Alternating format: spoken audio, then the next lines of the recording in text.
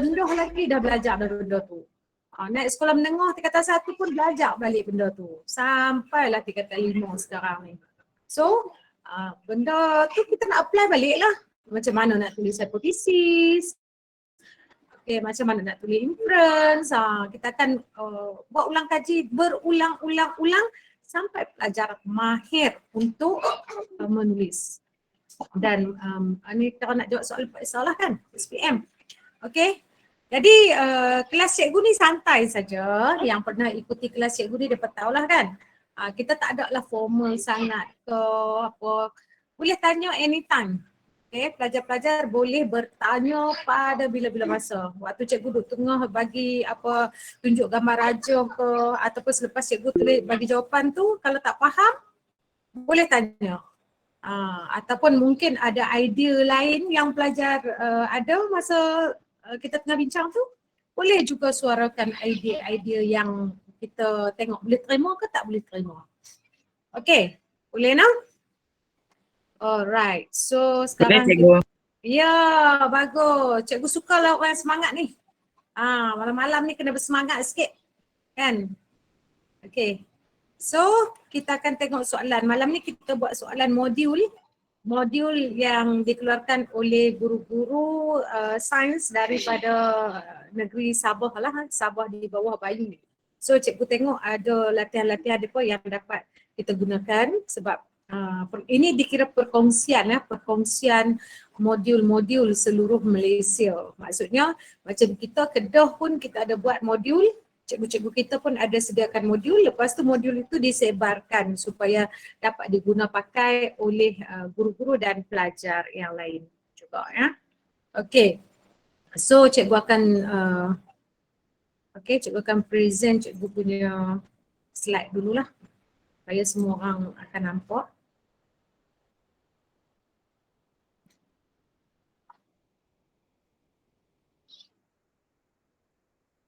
Okay, cikgu akan tayangkan soalan dulu nak.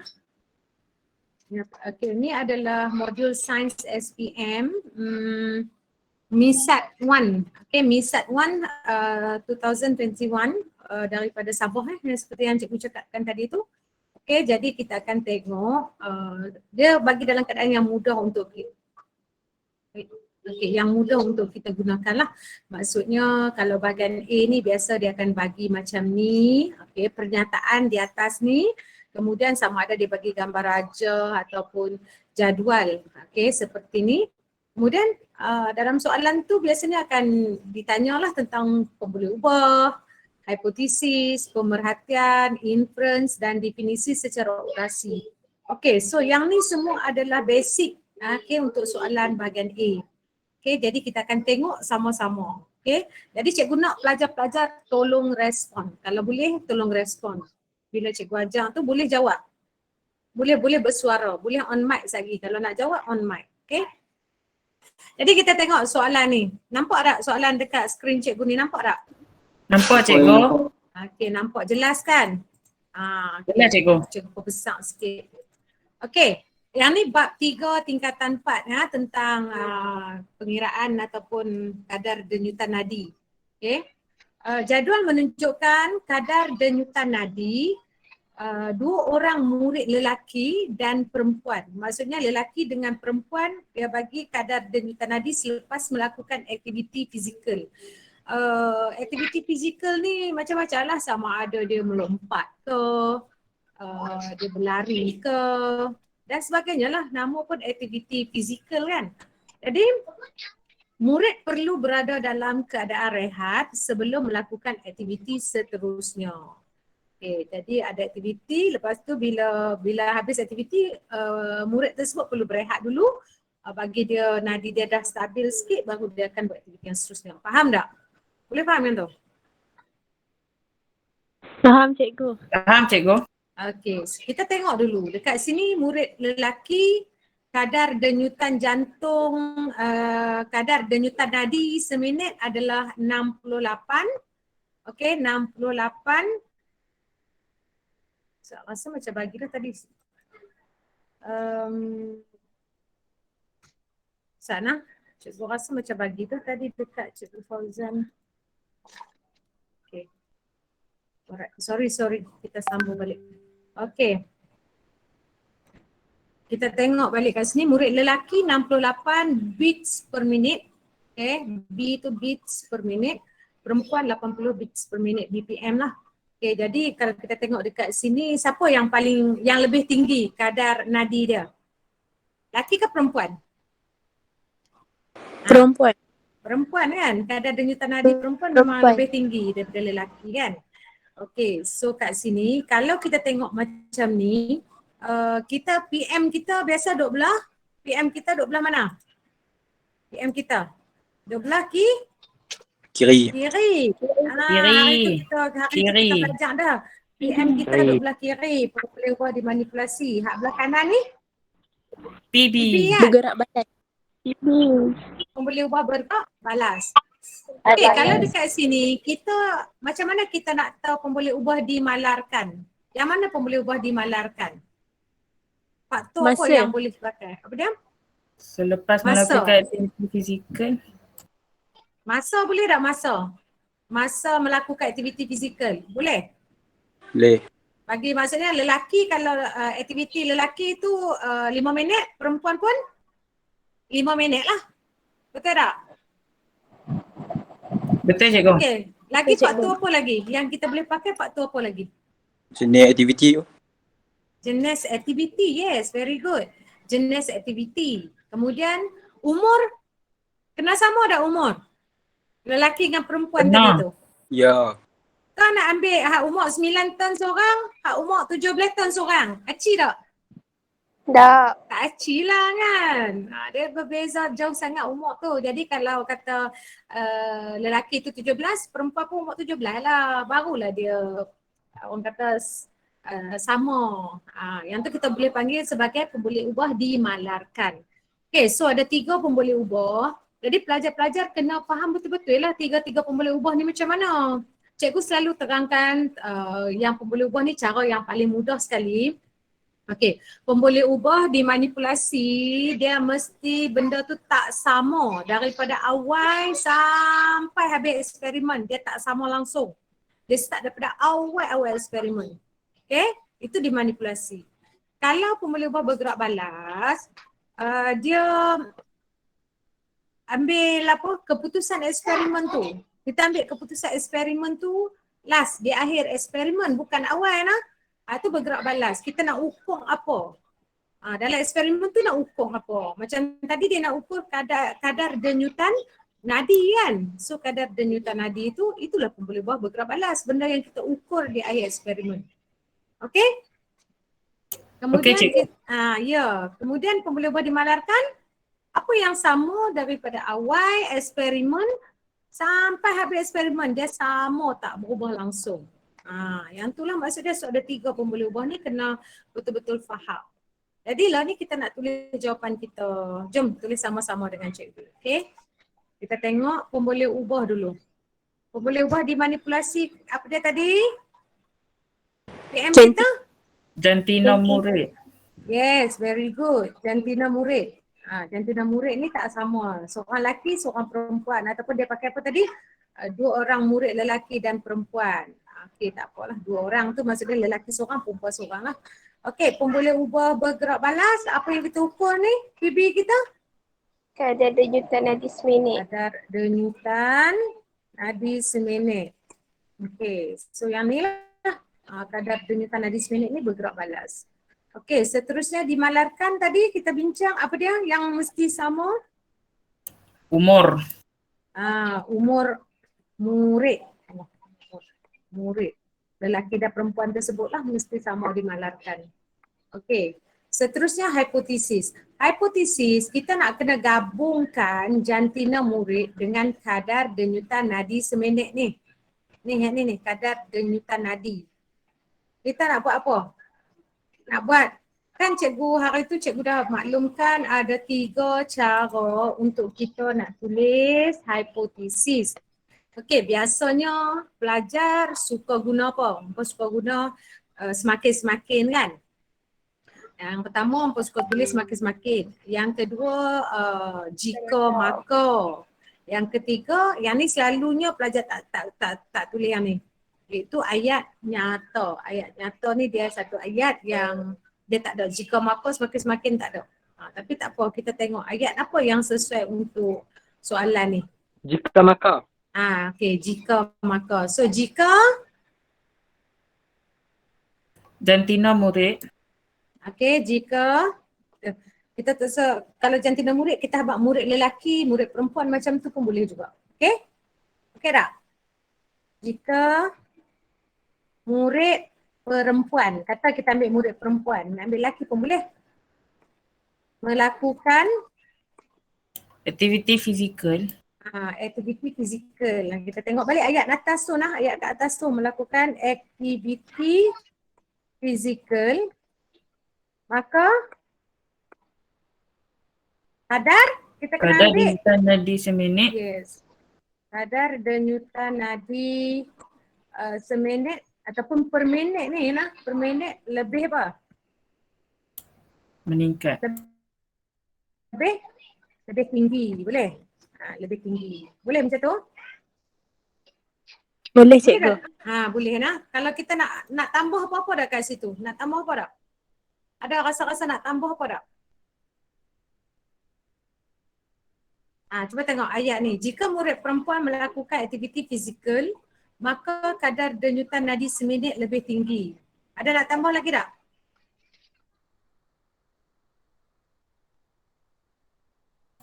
Ya, Kalau itulah. nak tambah berbanding boleh tak? Berbanding murid lelaki boleh tak? Boleh. Boleh ke? Boleh, tak ada masalah. Tapi kalau setakat ni pun dah betul dah. Tapi kalau rasa macam nak tambah berbanding murid lelaki pun boleh juga, tak ada masalah kat situ. Okay. Alright, habis untuk hipotesis. Pemerhatian. Pemerhatian nak tengok apa? Kat sini nak abang apa ni? Pemerhatian. Benda apa yang kita perhati tu berdasarkan jadual lah. Dia Murid punya kadar. perempuan, ya. Murid perempuan mempunyai kadar denyutan nadi seminit yang lebih tinggi. Dia nak lebih kurang macam hipotesis juga sebab kat sini dia pemerhatian dia nak habaq kata murid perempuan tu kadar dia lagi tinggi banding lelaki lah. Pemerhatian, benda yang boleh nampak kat situ. Kadar denyutan nadi daripada pengiraan lah. Okay.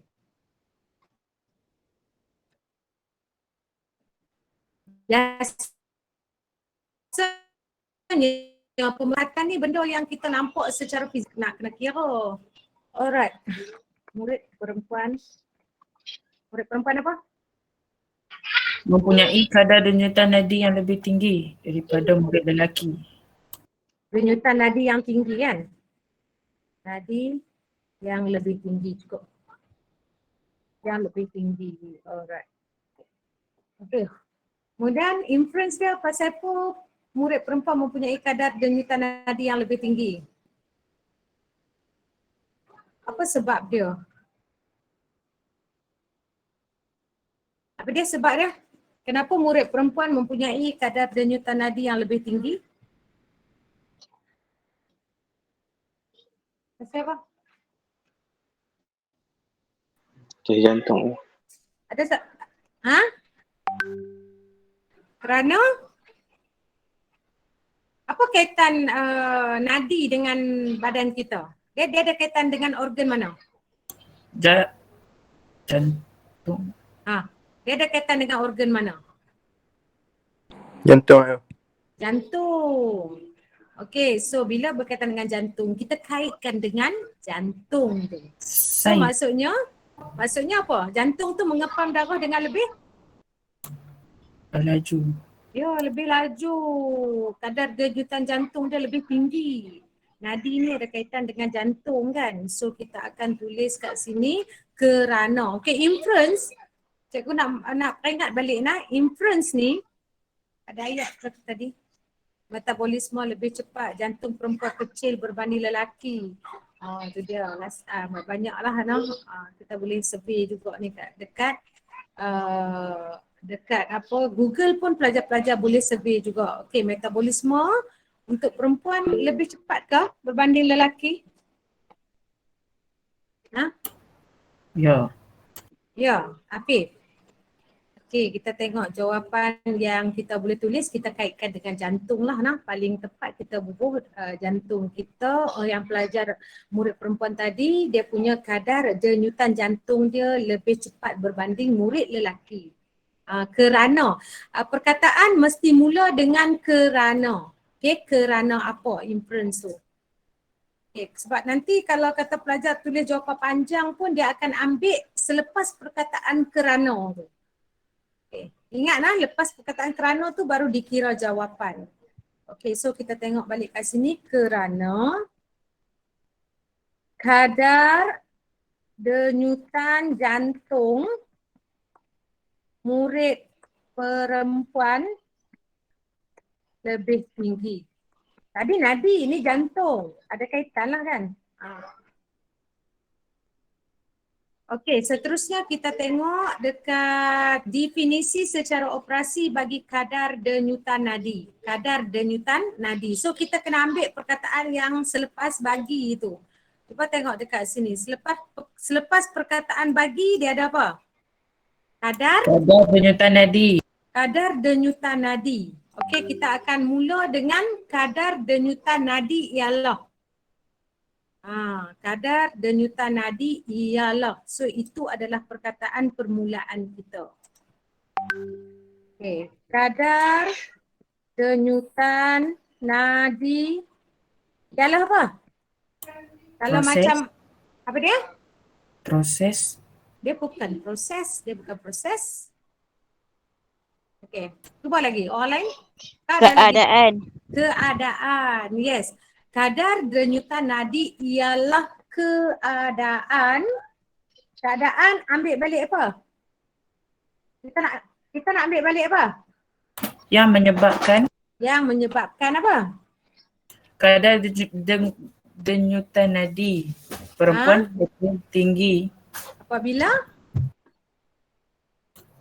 apabila melakukan aktiviti fizikal. Ya.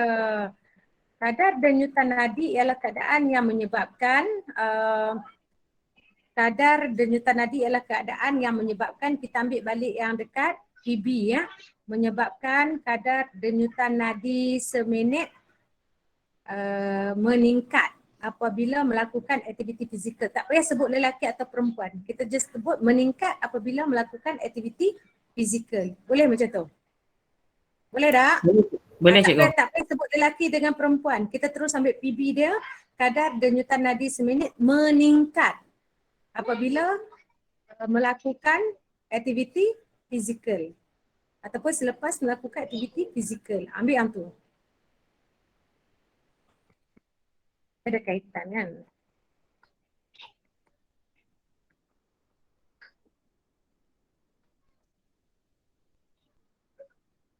Selepas lah, tak payah apabila. Selepas melakukan aktiviti fizikal.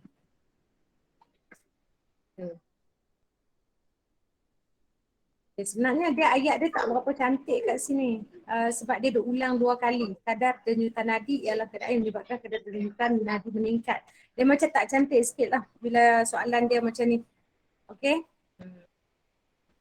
Tak berapa nak sesuai tengok kat situ. Tapi itulah cara penulisan definisi secara operasi. Okay, ini untuk soalan kita yang pertama. Okay, soalan kita yang pertama. Iaitu tentang kadar denyutan nadi bagi murid lelaki dan murid perempuan. Okey, seterusnya kita masuk terus kepada soalan yang ni pun lebih kurang sama juga. Jadi cikgu tak pilih soalan ni sebab lebih kurang kan. Okey, kita tengok soalan yang nombor yang kedua lah, kita kira yang kedua lah. Boleh? Okey, kita tengok yang ni bab yang ke-6 tingkatan 4 ya. Tentang tulang ada 2 jenis yang kita belajar dekat dalam teks tahun lepas kan, tingkatan 4 kan, iaitu tulang padat, lagi satu tulang apa? Tulang padat dengan tulang tulang berongga, betul tak? Kan, jadi kat sini kita tengok ada satu eksperimen lah. Raja menunjukkan satu eksperimen untuk membandingkan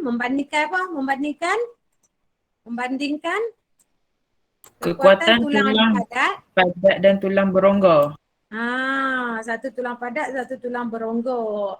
So lepas tu dia gantikan tulang tu dengan menggunakan tiub kaca dan rod kaca. Kan? So yang mana satu padat? Tiub kaca ke rod kaca yang padat? Rod. Rod kaca padat nah. So tiub kaca tu kira berongga lah. Satu padat, satu berongga. Okey, jadi kita tengok dekat sini diletakkan pemberat atau digantungkan pemberat pada tiub kaca dan juga pada rod kaca macam dalam gambar ni. So, bila diletakkan pemberat ni, pemberat yang dapat digantungkan pada tiub kaca ada berapa kat situ? Ada Tujuh. berapa? 7 Denam ke? ya. 6? 1, 2, 3, 4, 5, 6 dah. Dia bagi 6 lah. Dekat dalam jadual dia tulis 7. Pening dah. Mereka pun tak perasan ni. Okey, kalau dekat rod kaca ada berapa? 5. 1, 2, 3, 4, 5. Okey, so kalau ikut jadual ni dia bagi 7 dengan 5 ni. Satu. Okay, kita kerahat dalam jadual lah nak. Okey, so kalau kat sini tadi kita dah tengok dah PM dia. Kalau dalam jadual dia duduk sebelah mana PM dia? Kiri. Kiri. PM kita, PB kita duduk belah Kanan. Okey, pemboleh ubah dimalarkan yang mana? Pemboleh ubah dimalarkan yang sama daripada awal sampai habis. Apa dia? Jisim pemberat. Okey, jisim pemberat sama ke? Dok.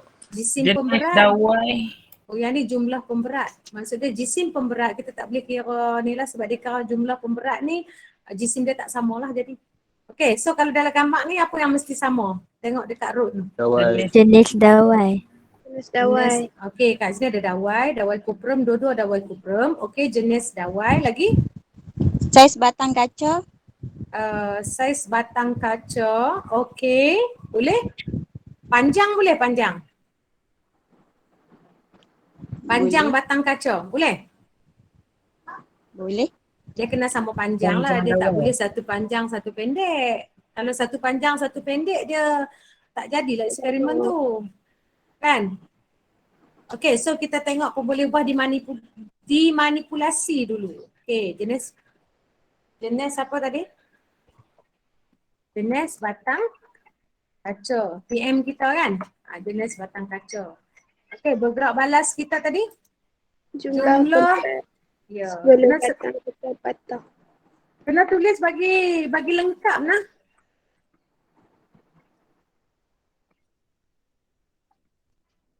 Allah dah langgar kawasan tak dah. Sorry, sebelum batang kaca patah. Macam tu. Kita just salin balik saja yang daripada jadual tu, tajuk dia tu. Okey, dimalarkan tadi jenis apa? Pelajar hampa bagi tadi? Jenis? Dawai. Dawai. Okey, jenis dawai sama je iaitu dawai kuprum. Okey, seterusnya kita nak buat hipotesis. Hipotesis kita nak kena gabungkan kedua-dua ni. PM dengan PB nak kena gabung. Okey, nak buat apa? Jika maka semakin ke? Jika tiub kaca Okey, katalah nak ambil tiub kaca. Okey, jika tiub kaca tiub kaca tu buat apa tu? Tengok gambar, dia buat apa tu kat situ? Dia gantung apa kat situ? Pemberat. Digantung pemberat tu. Pemberat, yes. So ayat kita akan bunyi jika tiub kaca digantungkan pemberat, maka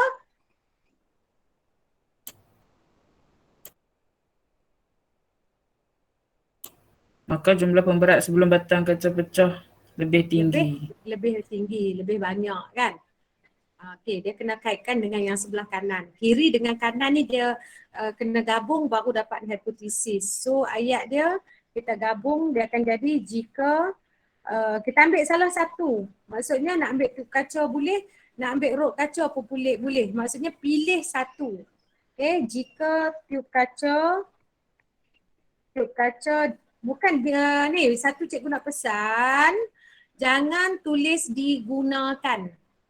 Okey, pelajar jangan tulis jika tiup kaca digunakan, maka macam tu kita tak mau.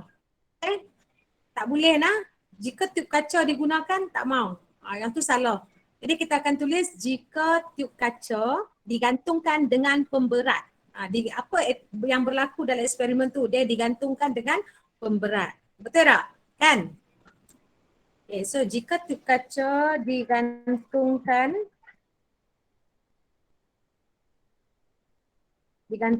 dengan pemberat, lepas tu baru marker.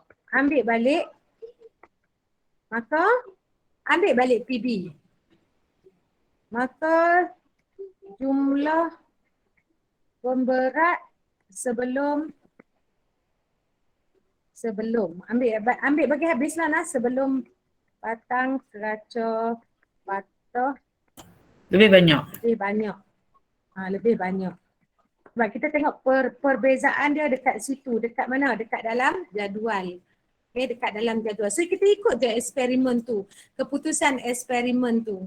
Apa yang mereka bagi dalam soalan peperiksaan nanti pelajar tak payah query. Sebab kalau ada pembetulan, pengawas peperiksaan dia akan maklumkan dalam dewan peperiksaan. Jangan duk kata, awak ni soalan ni salah ni. Kita jadi kelang kabut. Lepas tu mulalah tak fokus nak jawab soalan periksa tu. Duk kata, ni soalan ni salah ni. Kita tak mau lagu tu. Sebab ingatlah pesan cikgu, kalau ada sebarang kesilapan, guru pengawas peperiksaan dia akan maklumkan pada semua pelajar. Okey? Faham nah? Okey. Setakat 2 soalan tadi, kita tak habis lagi pemerhatian. Okey, pemerhatian ni benda yang kita nampak. Okey. Apa yang kita nampak kat sini? Tiup kaca mampu menanggung jumlah pemberat lebih banyak daripada. Lebih banyak pemberat lah, lebih banyak pemberat. Mampu menampung lebih banyak pemberat.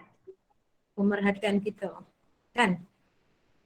Kalau kita dapat perbandingan macam tu lah, pemerhatian kita tiup kaca dapat menampung lebih banyak pemberat berbanding rok kaca. Macam tu. Okey, idea lain ada lagi tak? Tadi Afif kan? Ya cikgu. Okey, orang lain ada idea tak? Senyap je yang lain ni, ramai ni dalam ni tapi senyap je. Pasal apa senyap ni malam ni?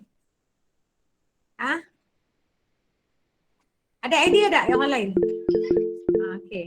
Ada kat tangan tu. Siapa dia? Ada. Okey, apa dia? Try. Okey. Jumlah pemberat sebelum batang kaca patah menggunakan tiup kaca lebih banyak. Jumlah pemberat sebelum tiup kaca patah Sebelum lebih batang banyak. kaca patah menggunakan tiup kaca lebih banyak. Lebih banyak, ya. Pemerhatian kan? Sebab dia ada berkaitan dengan pemberat dan juga kaca tu patah. Betul tak? Yang tu pun boleh diterima. Bagus. Okay, Madiha. Madiha Ya, saya. sekolah mana Madiha? SMTM. Okey, SMKM. Okey, seterusnya kita tengok jawapan kita tadilah. Okey, kita tengok balik. Yang ni dia punya pemberat dia lebih banyak lah. Pemberat dia lebih banyak. Okey, so kita akan tulis jawapan kita. Apa dia jawapan kita tadi? Tiup kaca dapat menampung lebih banyak pemberat sebelum patah. Okey? Kita pilih satu, tiup kaca dapat menampung lebih banyak pemberat sebelum patah. Okay, sebab last kali dia patah kan. Last kali dia patah itu pemerhatian kita. Okay, inference dia. Kalau ikut dari segi tu, inference dia, kita nak tulis apa pula? Inference dia, sebab dia. Kenapa tiup kaca? Tiup kaca ni lebih menampung lebih banyak pemberat berbanding rok kaca. So sebabnya?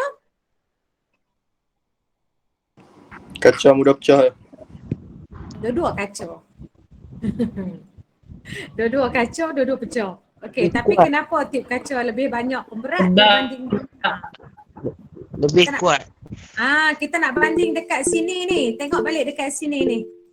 Kekuatan kan? Betul tak? Kita nak tengok yang mana lebih kuat. So inference dia yang mana lebih kuat? Tiup kaca ke rot kaca? Tiup kaca. Tiup kaca.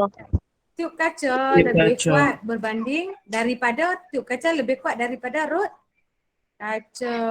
Betul tak? Berdasarkan eksperimen kita ni.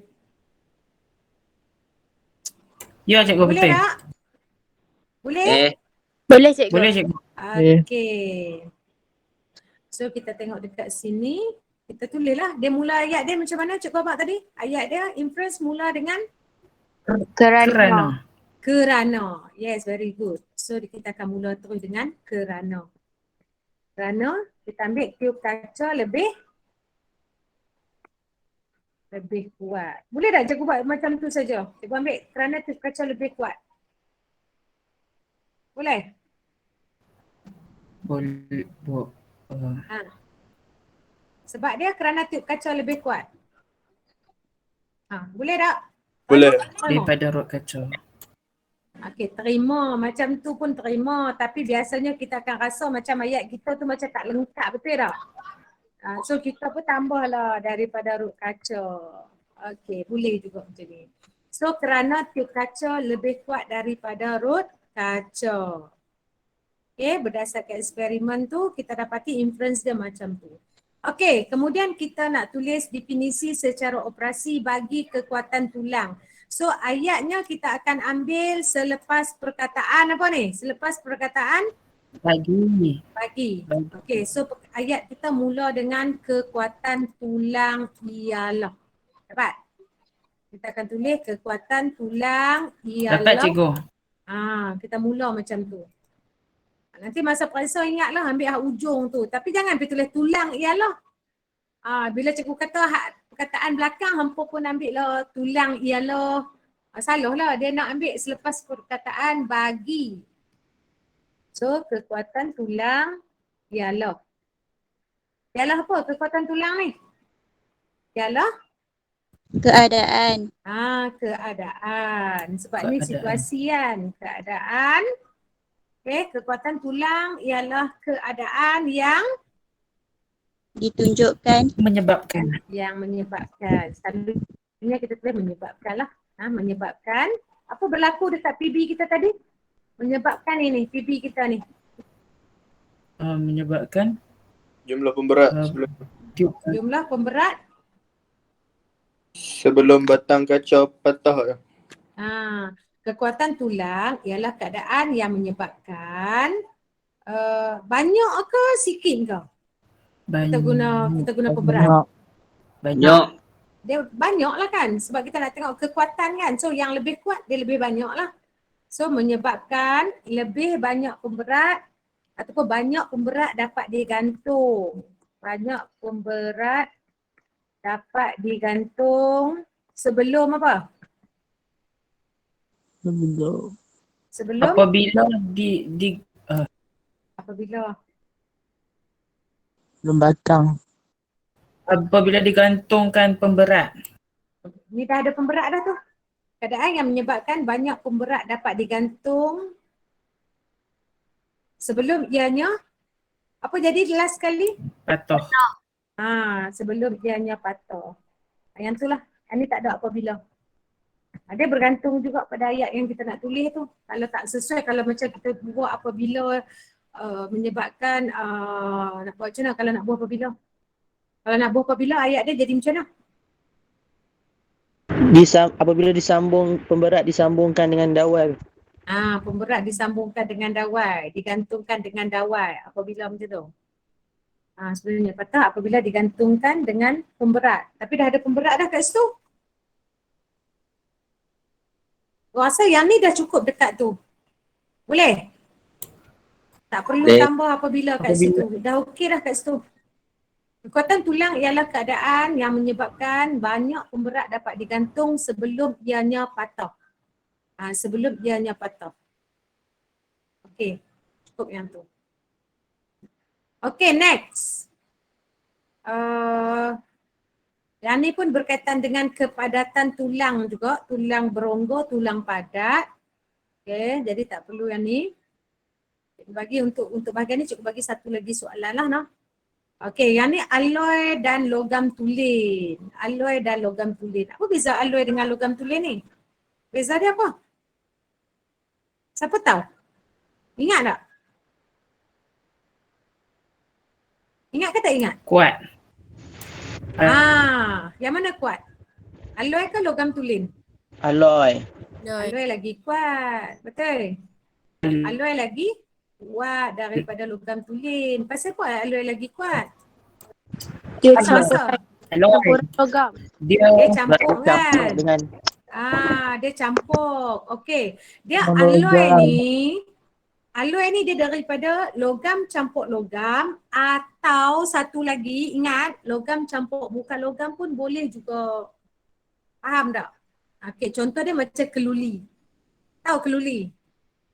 Keluli 99% adalah besi. Besi tu logam. 1% lagi adalah karbon. So karbon tu bukan logam. So 99% besi campur 1% karbon dia jadi keluli. Logam dengan bukan logam. Ada juga yang logam campur logam. Apa dia? Contoh dia gangsa. Tahu gangsa? Gangsa alloy juga. Gangsa dia adalah gabungan kuprum dengan timah. Dia punya cara nak ingat dia gangkutim. Gangsa adalah kuprum campur dengan timah. Gangkutim. So dua-dua tu adalah logam. Dapat gangsa lagi kuat daripada kuprum daripada timah. Sebab dia ada benda asing yang duduk kat dalam dia punya molekul tu. Okey? Kalau dia saja dia jadi tak berapa nak kuat lah berbanding alloy. Okey, dari sudut tu. So kita nak tengok gambar rajah dulu. Okey, ni gambar rajah eksperimen. Dia nak mengkaji apa? So nak mengkaji apa tu, kita kena tengok dekat pernyataan ni. Dan dia nak mengkaji kekerasan. Okey, kekerasan antara alloy dan logam tulen. So alloy dengan logam tulen ni, dia yang alloy ni campuran, yang logam tulen ni dia ori. Satu jenis saja dia ori. Okey, so kat sini dia bagi blok kuprum dengan blok gangsa. Yang ni kuprum, yang ni gangsa. So yang mana alloy? Blok gangsa. Blok gangsa ni alloy. Duduk belah kanan ni. Okey, so kita tengok dan dekat sini dia bagi jadual juga blok dengan kedalaman lekukan. Kedalaman lekuk. Okey. So pemberat ni sama tak? Jisim pemberat. sama. kena sama. Sama. So kalau sama pun boleh ubah apa? Dimalarkan. Malarkan. Yes. Pun boleh ubah dimalarkan. Dimalarkan kita letak D lah. Dimalarkan lah. Okey, pemberat. Jisim pemberat. Okey. Bola keluli ni sama tak? Tak. Bola sama. keluli. Sama. Bola keluli ni dua-dua ni sama lah. Dua-dua bola keluli. So pun boleh ubah dimalarkan juga. Betul tak? Betul. Okey. Tali ni dia gantung sama tinggi tak? Panjang tali ni sama tak? Sama. Sama. So panjang tali juga pun boleh ubah apa? Dimalarkan. So apa yang tak sama kat sini? Jenis blok. Blok. Jenis blok. Okey. So kalau kita tulis blok saja boleh tak? Betul. Boleh tak kalau tulis blok saja? Tak boleh cikgu. Tak ada apa? Tak ada apa? Benar. Parameter Jenis. tak ada ni. Allah besar ni. Dan tengok ke depan sikit. Jenis tu tak ada parameter dia. Okey, jenis blok. Kalau kata pun boleh ubah dimanipulasi kena ada parameter nah, jenis blok. Okey, so jenis blok dua jenis kuprum dengan gangsa. Okey, pun boleh ubah bergerak balas kita. Kedalaman Lekuk. lekuk. Okey, yang kita nak ukur ni. Kakak ni faham tak eksperimen ni? Dia buat macam mana? Dia buat macam mana Faham. eksperimen ni? Faham cikgu? Okey, selepas situasi yang dalam gambar tu, dia nak jatuhkan apa? Pemberat. Pemberat. Tali itu akan dipotong, kan? Tali itu dipotong, pemberat akan jatuh ke atas blok bola keluli. Betul tak? Dia hentam dekat bola keluli tu. Bila dia hentam bola keluli tu, jadi dia terbenam lah masuk dekat dalam blok tu. Betul tak? Dia terbenam lah. Terbenam tu dia akan menghasilkan lekukan. Betul? Jadi kita akan angkat bola keluli tu dan kita akan ukur kedalaman lekukan tu. Kita akan ukur kedalaman dia. Kadang-kadang ada eksperimen yang dia ukur diameter. Diameter yang bulatan tu kan. Dia ada lekukan, dia akan ukur diameter pun boleh juga. Diameter lekukan. Yang ni dia ukur kedalaman lekukan. So yang mana lebih dalam ni? Kuprum ke gangsa? Blok kuprum. Kuprum. Yang blok kuprum lebih dalam. Pasal apa dia lebih dalam? Logam tulen. Kurang keras. Dia lebih lembut lah. Okey, kurang keras. Kalau gangsa lebih keras. Macam tu kan? Ya. Gangsa lebih keras, kuprum kurang keras ataupun lebih lembut berbanding gangsa. Macam itulah ayat dia lebih kurang. Sekali kita nak buat hipotesis dan inference tu. Okey, so pemboleh buah dimanipulasi ni kita boleh isilah dimanipulasi kita iaitu jenis Blok. blok. Okay, so masa periksa SPM ni, jawapan-jawapan ni semua ada dekat dalam gambar raja, jadual dan pernyataan. So gunakan sepenuhnya.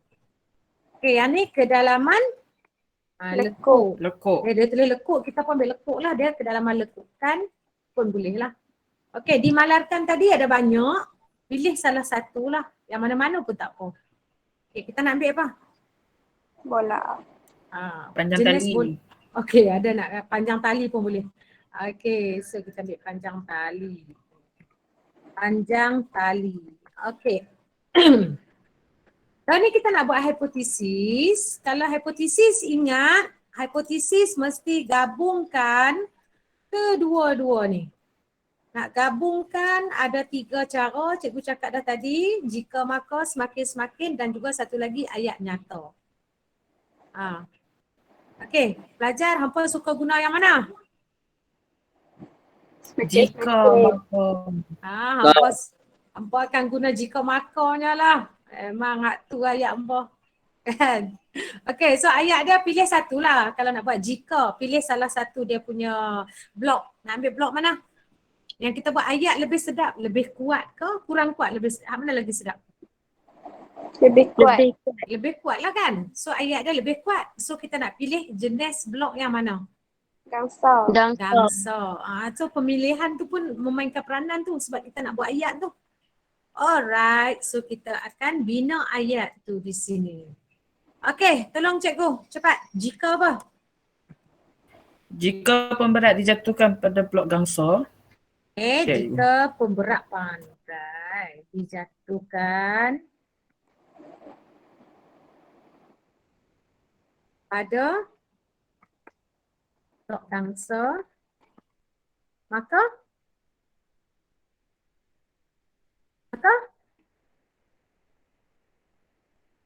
kedalaman lekuk akan menjadi sedikit. kedalaman lekuk menjadi sedikit. Okey. Jadi tak sedap balik ayat dah lah. Kedalaman lekuk jadi sedikit. Tadi kita kata lebih kuat. Kita buat tadi siapa tadi? Auni. Buat ayat tadi tu. Macam mana ayat dia? Lebih kuat.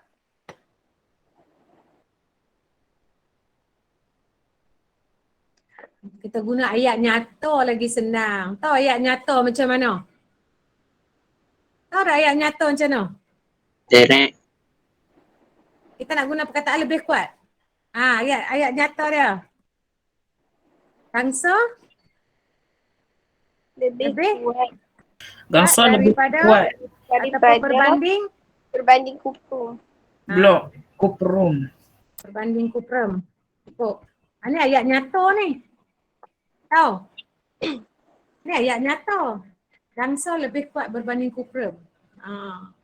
Dia hipotesis juga sebab kita gabungkan PM dengan PB.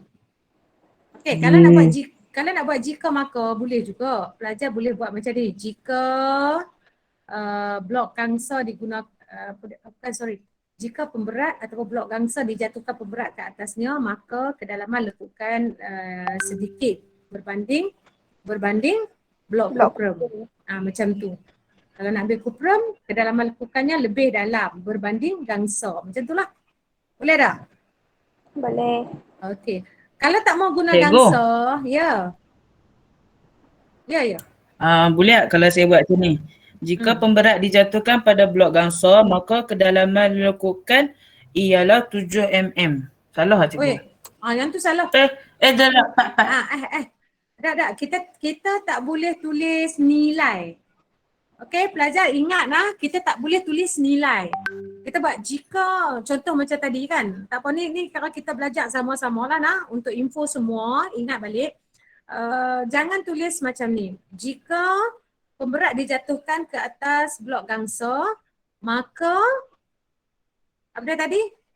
Dia punya kedalaman lekukan 4 apa? 4 mm kan? Mm. Milimeter kan? So kita tak boleh sebut nilai tu 4 ke 7 ke, jangan sebut.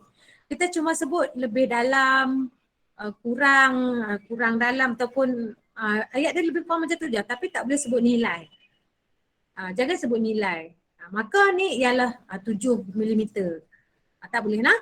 Untuk hipotesis jangan tulis macam tu. Boleh? Okay? Ingat yang tu. Okay, bagus tu soalan tu. Kalau dia tak tanya, Apif tak tanya tadi, orang lain pun tak tahu kan. Tak apa, kita belajar sama-sama. So jangan malu untuk bertanya. So kita tengok balik soalan. Pemerhatian ni benda yang kita nampak lah kat sini. Yang mana lebih dalam? Pemerhatian. Kedalaman lekukan pada kuprum lebih dalam berbanding Gangsa. gangsa. Okay. Kita akan tulis yang pemerhatian. Kedalaman lekukan, alamak salah ikut. Lekuk. Kedalaman lekuk pada gangsa lebih dalam. Kuprum lah cikgu. Sorry. Cikgu pernah silap. Pada kuprum, nasib baik ada orang tolong betul cikgu. Okey. Kedalam pula tu. Kedalaman lekuk pada kuprum lebih dalam daripada pun boleh, berbanding pun boleh nak? Gangsa. Berbanding gangsa. Okey. Pimai duk tang tu juga, no? Pusing-pusing duk tang tu. Okey. Pasal apa? Inference dia kerana apa dia lagi dalam? Blok gangsa lebih kuat. Gangsa lebih kuat daripada kuprum. Lah ni kita cerita pasal kuprum. Kerana blok Yang kuprum kuat.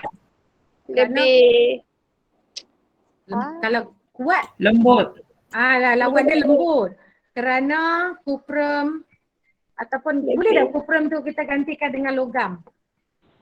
Berat. Boleh kan? boleh. Kerana logam lebih lembut berbanding Gangsa. jadi hampa boleh tukar lah sama ada nak guna kuprum ataupun nak guna logam. Kerana kuprum lebih lembut berbanding gangsa. Yang tu dia. Okay. Ni satu lagi tadi ni, bila kita cerita pasal kuprum kat sini ni dekat pemerhatian, tengok betul-betul. Sekarang kita cerita pasal apa? Pasal kuprum ataupun logam. Betul tak? Kita cerita pasal kuprum. So, inference dia mesti berkaitan dengan kuprum. Faham? Dia lembut daripada alloy kan? So, kita kena habaq kuprum ni lebih lembut berbanding gangsa.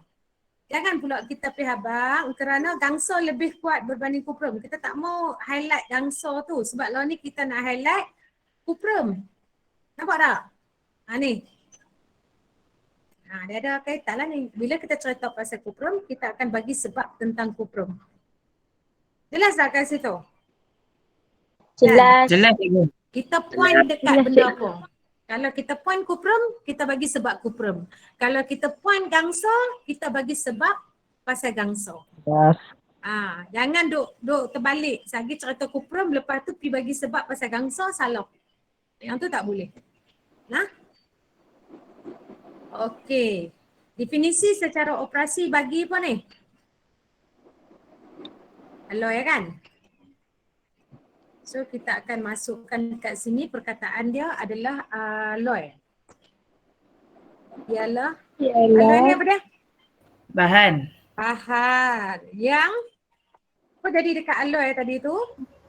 Menyebabkan kedalaman lekuk meningkat. Ni alloy. Alloy yang ni. Ya Allah, Tuhanku. Jangan silap ni. Ni alloy ni alloy. So dia sikit Berkurang. ke banyak? Berkurang. Kedalaman lekuk dia kurang. Kan? Betul kan? Benda yang kita nampak kita ambil balik kedalaman lekuk. Kita ambil balik kedalaman lekuk tu. Maksud dia kita punya PB ni kita akan letak balik dekat mana? Dekat mana kita akan letak balik dia? PB ni DSO. akan digunakan dekat definisi. Ingat PB akan digunakan balik dekat definisi ni. Pemerhatian kita tu. Okay, so ayat dia akan jadi alloy ialah bahan yang menyebabkan kedalaman lekukan sikit ke banyak? Sikit ke banyak? Sikit. Sedikit. Yang menghasilkan kedalaman lekukan yang sedikit. Menyebabkan kita boleh tukar dengan menghasilkan kedalaman lekukan. Menyebabkan pun boleh. Okay, kita ambil balik tadi. Apa faham ke dok ni? Alloy ialah bahan yang menyebabkan kedalaman lekuk sedikit. Sedikit sahaja. Sahaja nak bubur pun tak apa, tak bubur pun tak apa. Tak bagi sedap ayat je tu. Apabila. Apabila, nasib baik Afif, tolong peringat. Apabila. Apabila tu kena ada ya, daripada situasi dia. Apabila apa berlaku kat situ tadi? Apabila? Pemberat dilepaskan. Pemberat dijatuhkan ke atasnya. Okay, Ke atas. very good. Apabila pemberat itu dijatuhkan ke atasnya. Ataupun ke atas berbola keluli. Okay.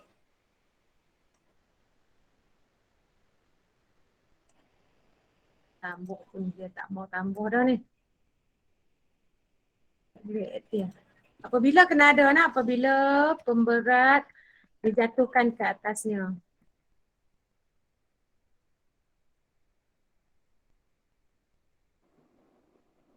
Okey, habis yang tu. Yang ni dia secara overall kita akan nampak macam ni lah secara overall. Tapi sebenarnya nanti soalan tu dia akan tanya bertingkat-tingkat macam tu lah.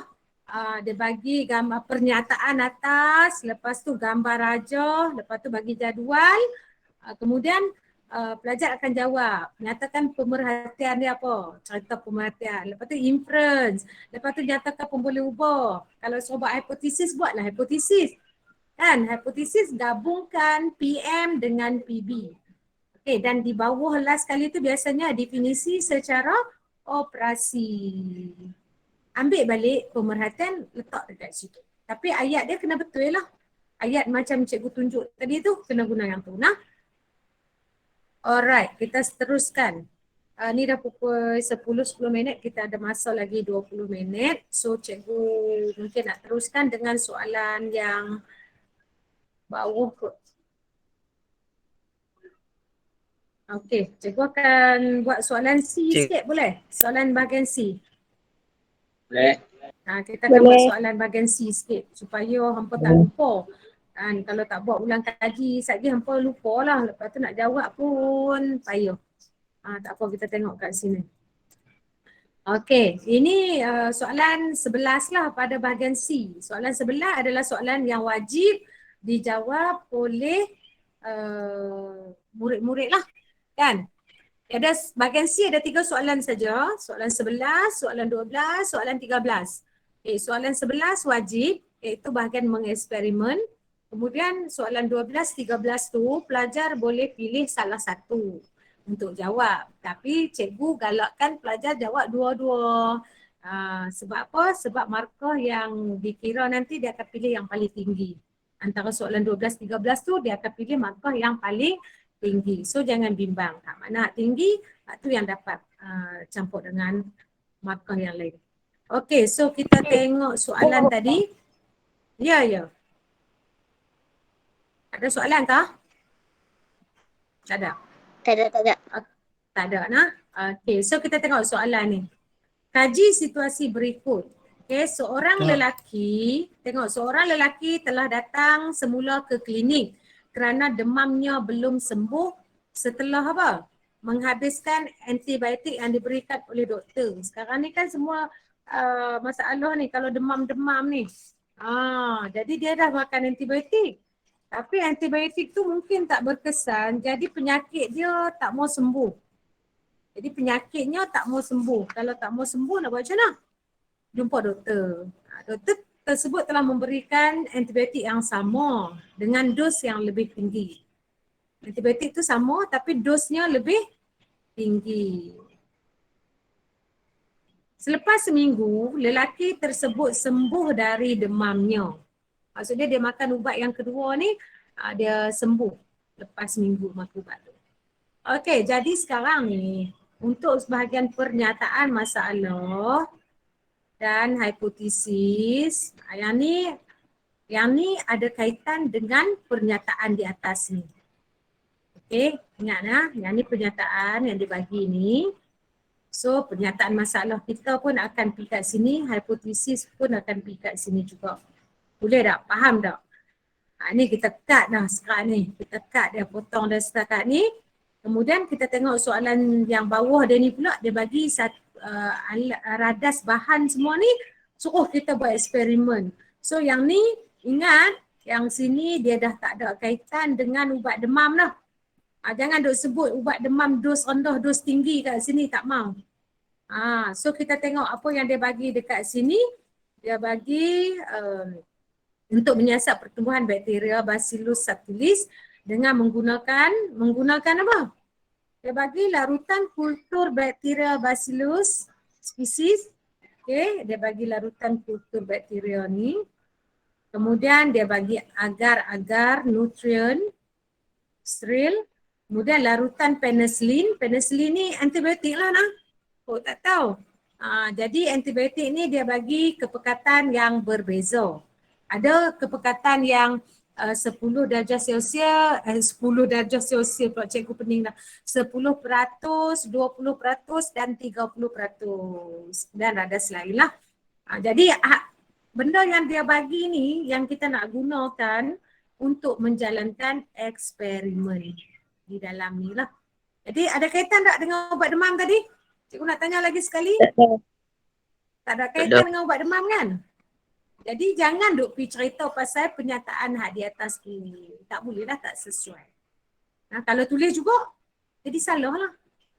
Lagi pergi bubuh dalam bekas piring petri bubuh ubat demam. Tak mau. Yang tu tak boleh. Jangan duk buat kesilapan yang tak sepatutnya.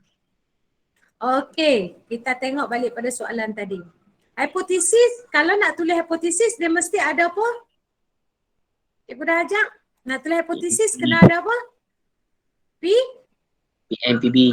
Yes, dia kena ada PM dan PB. PM dan PB ni kita nak ambil daripada pernyataan di atas ni. Okey, PM dia apa dia? Benda apa yang tak sama? Benda apa tak sama? Antibiotik. Antibiotik kepekatan dia tak sama kan? Satu dos rendah, satu dos tinggi. Betul tak? Tinggi. So PM kita di sini adalah, cikgu tulis tepi ni nah. Okay, cikgu tulis tepi ni. PM kita adalah kepekatan antibiotik. Okey, antibiotik. Okey. Cikgu kalau buat isi padu antibiotik boleh? Tak boleh. Dia isi padu dia bukan. Sebab dia kira dos. Dos ni tahu tak dos? Kira kuat. Antibiotik yang lebih kuat. Faham tak? Faham. Yang ni dia kira dos yang lebih tinggi. Dos lah. Kira kuat lah. Yang lebih kuat lah. Antibiotik sama tapi dia lebih kuat. Jadi kita kira kepekatan antibiotik. Bukan kata sebelum ni ambil antibiotik sebiji, lepas tu antibiotik yang sama ambil 2 biji. Bukan dia. Faham? Cikgu, Ya. kalau dia tak tahu perkataan dia tulis dos antibiotik boleh tak cikgu? Dos antibiotik berdasarkan daripada pernyataan. Okey? Dos antibiotik sebab dos satu dos rendah, satu lagi dos tinggi. Kan?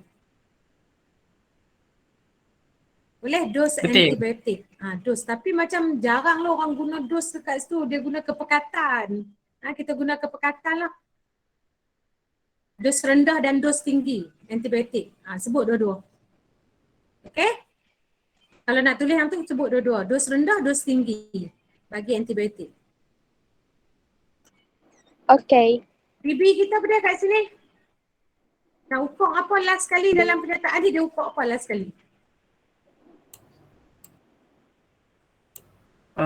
Demam. Demam nak ukur apa? Sembuh. Keadaan. Fikir kan? Keadaan ke apa? Apa dia? Okey, kita tengok dia bagi apa kat sini. Kat sini dia bagi, tengok bila dulu. 17 kan? Okey, ni dia punya eksperimen. Yang ni dia kata ni. Semakin tinggi kepekatan bakteria, semakin rendah pertumbuhan bakteria. Okey, dia ambil bakteria. Sebab apa dia pilih bakteria? Kenapa dia pilih bakteria? Antibiotik tu daripada bakteria, disebabkan oleh bakteria. Dia nak bunuh bakteria yang ada dalam badan tu. Dalam badan tu. Okey. So dia kira bakteria kat situ. Tapi kalau kata pelajar duk confuse nak pasal demam, ceritalah pasal demam, tak ada masalah. Jika guna jika maka. Boleh tak jika maka? Boleh. Macam mana jika maka? Jika kepekatan antibiotik tinggi, maka lelaki tersebut cepat sembuh. Sembuh dari demamnya. Nampak ni ayat dia kat ujung ni. Maka lelaki tersebut sembuh dari demamnya. Kalau nak ambil ayat dalam ni boleh tak? Jika lelaki tersebut mengambil antibiotik yang mempunyai dos yang lebih tinggi, maka dia akan sembuh dari demamnya. Boleh tak macam tu? Boleh. Boleh, tak ada masalah. Maksudnya nanti hampa gabungkan ayat yang ada dalam ni. Maksudnya gabungkan PM dengan PB. PB dia dekat sini, lelaki tu sembuh dari demamnya. Kalau nak ambil hak demam lah. Ini untuk bahagian ni, hipotesis. Okey, pernyataan masalah. Adakah, maksudnya kita nak jawab balik hipotesis tadi tu. Soalan, hipotesis ni jawapan, pernyataan masalah adalah soalan. Adakah pernyataan masalah kita? Adakah apa? Adakah lelaki itu akan sembuh? Lelaki tersebut akan Sembuh jika diberi dos yang lebih tinggi. Ngambil dos apa? Dos antibiotik. Yes, dos antibiotik yang Lebih tinggi. Ni soalan dia, pernyataan masalah. Dah. Okey, adakah lelaki tersebut akan sembuh jika mengambil dos antibiotik yang lebih tinggi? Soalannya, jawapan dia duduk dekat hipotesis. Hipotesis kita yang tadilah.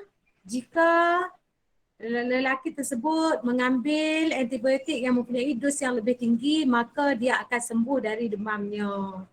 Dapat tak? Dapat. Dia macam ni lah. Pernyataan masalah tu, dia tanya soalan. Dia tanya soalan macam, kamu nak pergi ke mana? Soalannya. So, hipotesis tu, jawab soalan. Saya nak pergi ke rumah kawan saya di Alor Merah. Contoh. So, satu soalan, satu jawapan. So, pernyataan masalah itu adalah soalan. Hipotesis itu adalah jawapannya.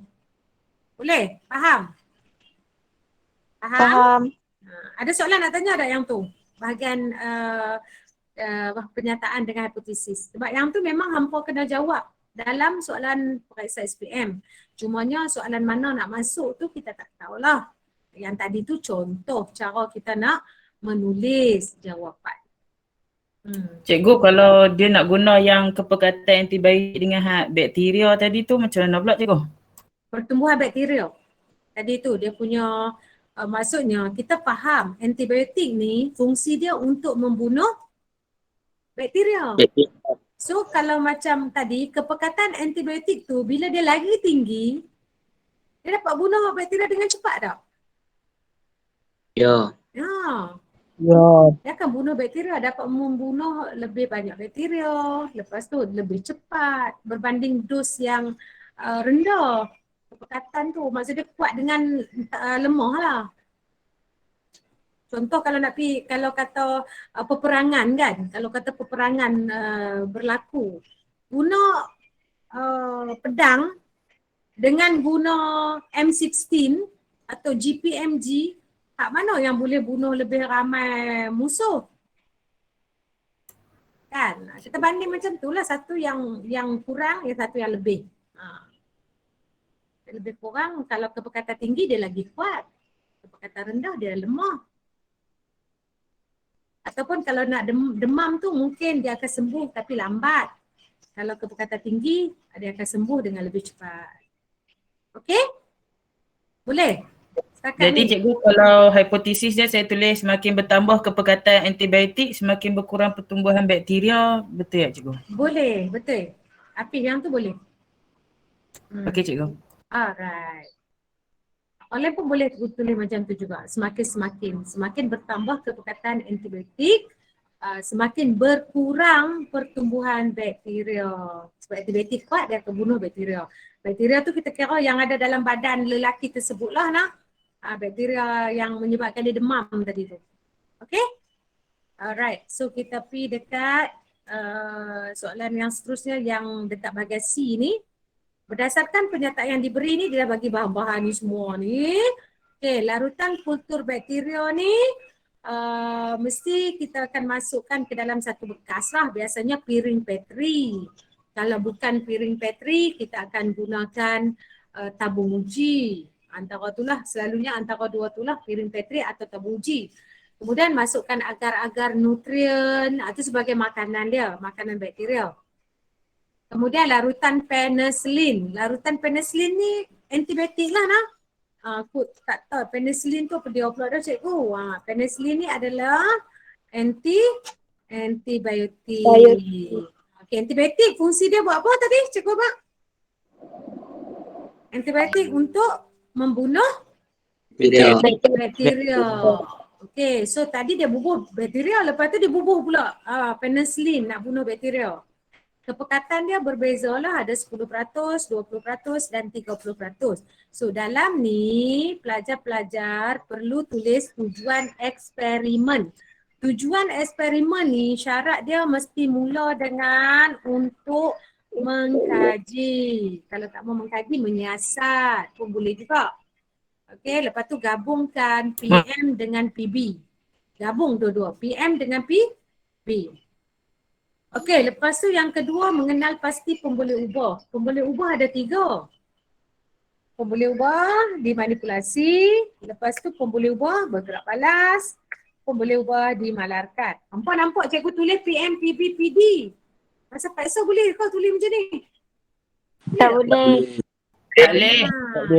Okay. Ingat nah, jangan tulis macam tu. Jangan tulis PM, kepekatan antibiotik ataupun kepekatan penicillin. Hak kepekatan penicillin dengan antibiotik tadi tu betul dah. Tapi pergi tulis PM pula dah. Tulis PM salah dia kena tulis full. Pemboleh ubah dimanipulasi. Dia kena macam tu. Okey. Jadi kita tengok PM, PB, PD, lepas tu kita tengok balik apa bahan yang diberikan dekat sini. Benda apa yang tak sama? Benda apa yang tak sama? Kepekatan larutan penicillin.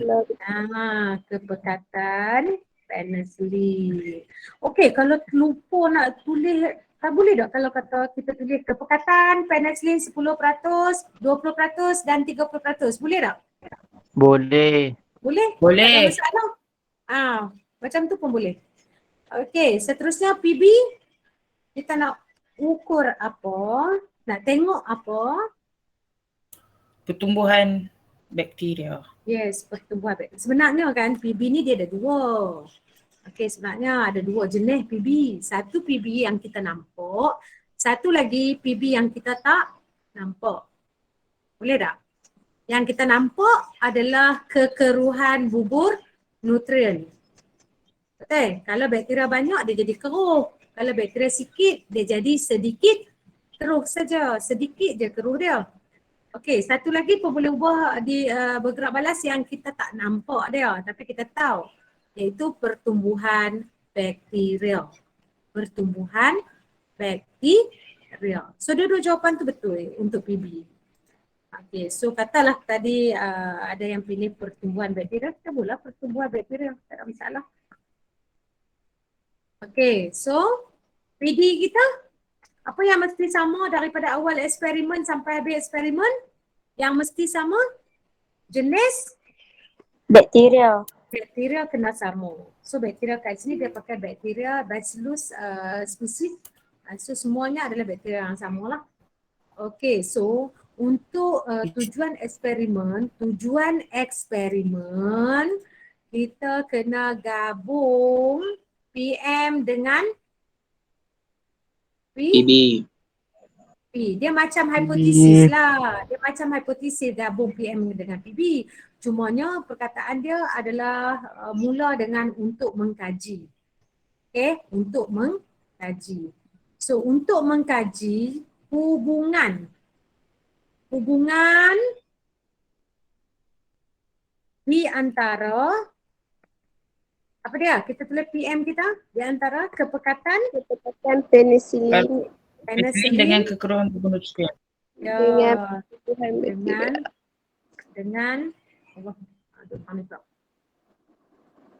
dengan ambil balik PB pertumbuhan Bakteria. bakteria. Habis ya, yang tu je lah.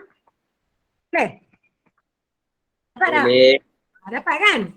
Untuk mengkaji. Tujuannya untuk mengkaji hubungan di antara kepekatan penicillin dengan pertumbuhan bakteria ataupun terhadap pertumbuhan bakteria pun boleh. Okey, pemboleh ubah kita dah ada, kita dah tulis tiga-tiga. Okey, prosedur, langkah-langkah ataupun kaedah semasa menjalankan eksperimen. So cikgu akan tunjukkan terus dekat sini. Okey, tengok yang ni. Allah, besar lah pula, kita tak nampak. Okay, kita perbesar sikit lah. Okey, seeloknya pelajar lukis rajah. Lukis rajah lah. Lukis rajah, lepas tu label. Cantik-cantik. Lukis bagi elok, bagi kemas. Lukis dengan pensel. Okey, ni dia lukis apa ni? Apa dia? Ceper penicillin. Ni yang dalam ni ceper penicillin. Lukis apa tadi cikgu? Piring Petri. Piring Petri ada 3. Pasal apa dia lukis 3? Kerana Ada 3 kepekatan.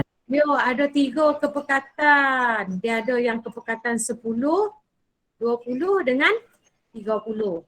So dia lukis 3-3. Dan dalam ketiga-tiga ni dimasukkan 10 cm padu agar nutrien dan 1 cm padu kultur bakteria dalam ni. Lepas tu dia letaklah penicillin. Sini sebiji, sini sebiji, sini sebiji. Okey, so langkah dia buat macam ni. Sepatutnya ni 1 lah, bukan 17 ni. Ni 1, ni 2, 3, 4, 5, 6. Okey. Radas disusun seperti rajah di atas. Yang ni tak ada markah ayat ni. Nak bagi cantik je. Ayat yang pertama ni tak ada markah. Okey, 1 cm padu larutan kultur bakteria Bacillus species dituangkan ke atas agar-agar nutrien steril di dalam piring Petri A, B dan C. Okey, yang ni dapat 1 markah. Okey, dia bubuh dulu yang tu. Yang ni.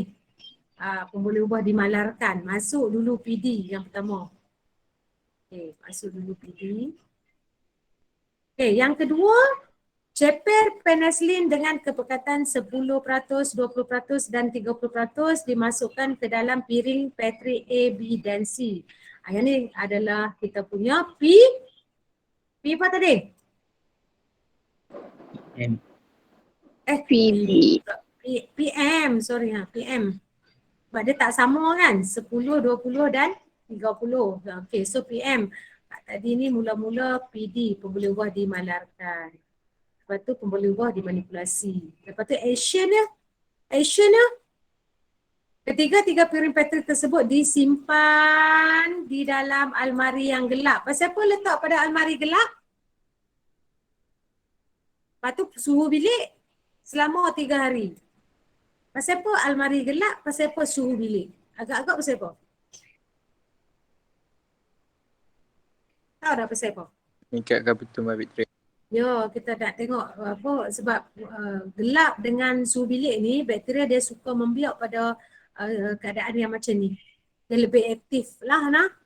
Okay, so selepas 3 hari yang ni satu markah nak action. Yang ni action tindakannya. Apa yang seterusnya.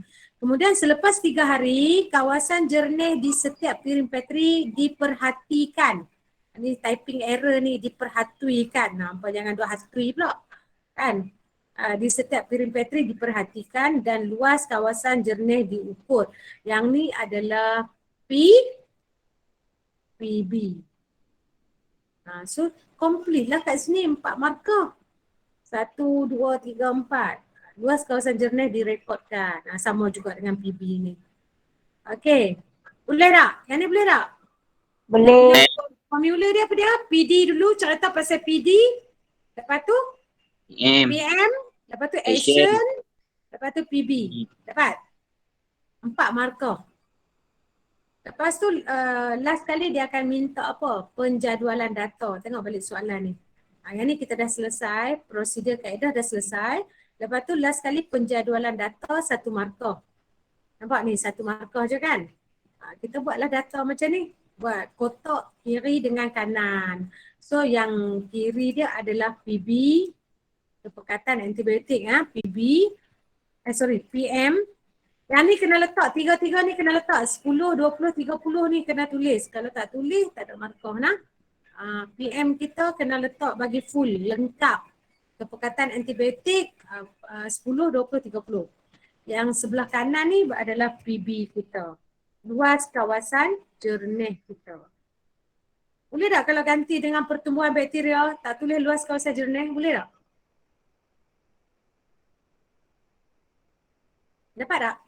Kalau kata luas kawasan jernih, PB ni, cikgu tak tulis luas kawasan jernih tapi cikgu nak tulis pertumbuhan bakteria, boleh tak? Boleh ke tak boleh? Boleh. Boleh kan? Tak ada masalah, boleh. Lepas tu jawapan tu kita yang bawah dia tak payah tulis apa, biarkan kosong. Tak payah tulis ada berapa koloni ke. Yang tu tak perlu tulis. Kita tengok balik kat sini. Bahagian bawah yang kosong ni, yang kotak bawah dia ni biarkan kosong macam ni saja. So dapat dah 1 markah. Okey, jadi jumlah keseluruhan markah di sini adalah 10 markah. Cuba tengok. Pernyataan masalah 1, hipotesis 1, tujuan 1. Kemudian dekat sini kita punya boleh ubah ada 3 kan. Tapi jawapan ni dia cuma berbagi 2 markah saja. Okey. Kemudian prosedur kita tadi ada 4 tadi tu, 4 markah. Okey. Dan yang terakhir kita ada jadual 1 markah. So jumlah dia adalah 10 markah. Ada nak tanya apa dah kat sini? Ada tak nak tanya apa-apa? Setakat ni. Ada nak tanya apa tak? Okey je kalau nak tanya cikgu. Ada tak? Semua faham ke? Faham. Faham? Ah, Alhamdulillah. InsyaAllah. InsyaAllah. So kita pun dah lewat dah lebih masa dah ni. Cikgu okey je, pukul 4 lah. Kan? Boleh tu. Boleh. Okay, so cikgu rasa untuk malam ni yang tu saja.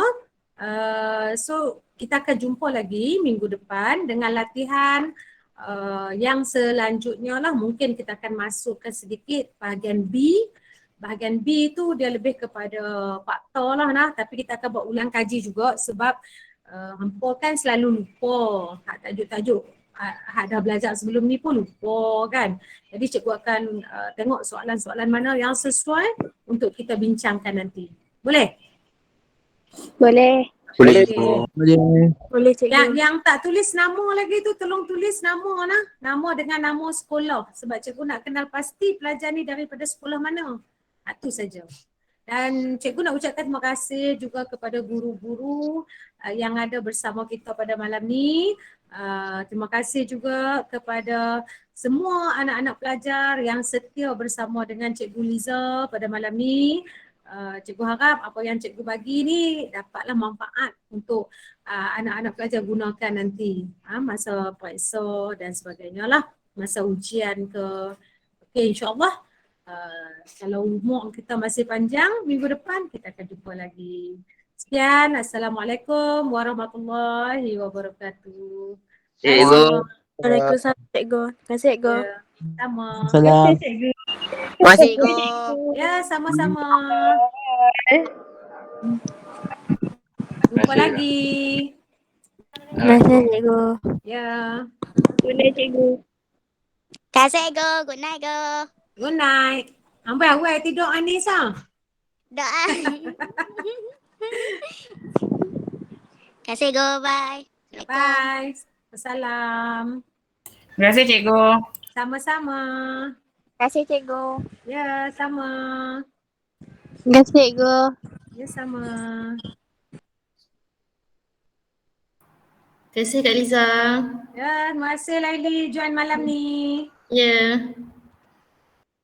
Thank you Fauzan. Yati, thank you. Zu, thank you. Kak Terima kasih, Izani Kak pun Liza. ada. Ya, sama Zu. Tadi nak contact number Liza.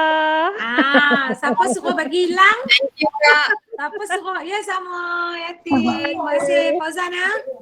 Assalamualaikum. Good night. Good night. Kak Izani tunggu Sat. Alright. Lama tak jumpa tak